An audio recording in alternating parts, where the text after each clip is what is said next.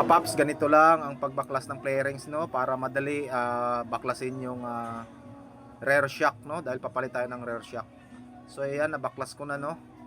Tapos itong stoplight sa likod, nabaklas na rin natin at ikakabit na natin yung rear shock na binili natin, no. Napakadali lang guys, pag nabaklas na natin yung mga flarings, madali na lang ikabit. So medyo madugo kaunti dahil dami natin babaklasin, pero yun lang guys.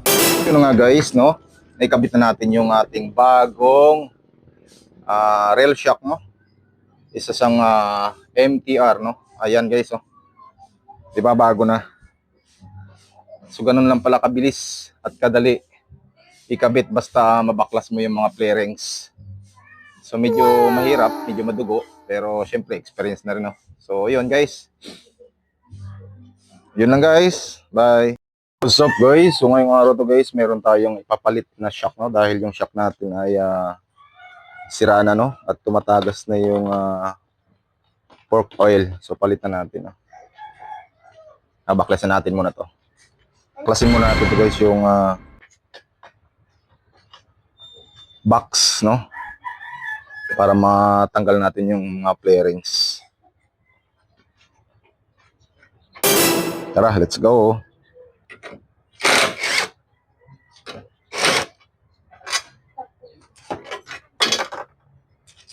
Papa, look at this knife I found. Papa, look I found this knife. Ay, boy!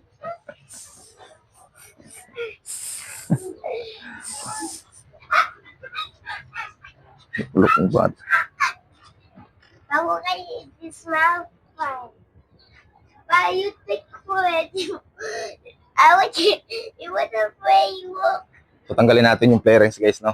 Papa, it was a plane. On natin yung pyesa guys, no. Tornilyo, tanggalin natin doon sa flarings. Excuse me. Dan nandito tayo guys. Nandito ako. Tinang sabi may tayo to.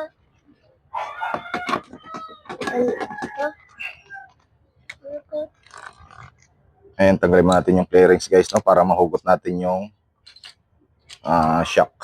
Ito muna unahin natin guys. Dan nandito ako guys.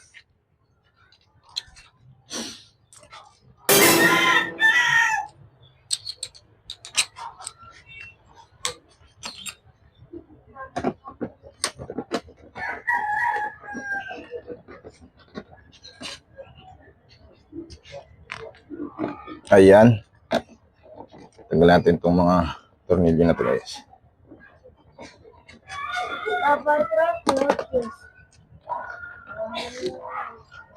Huwag mo ibaba. Yung so kulit-kulit eh. I'm gonna stab you with this knife.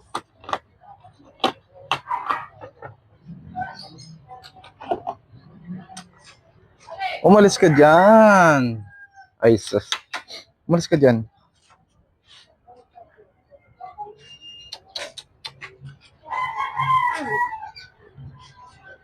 Then, tanggalin din natin ito guys. Ayan.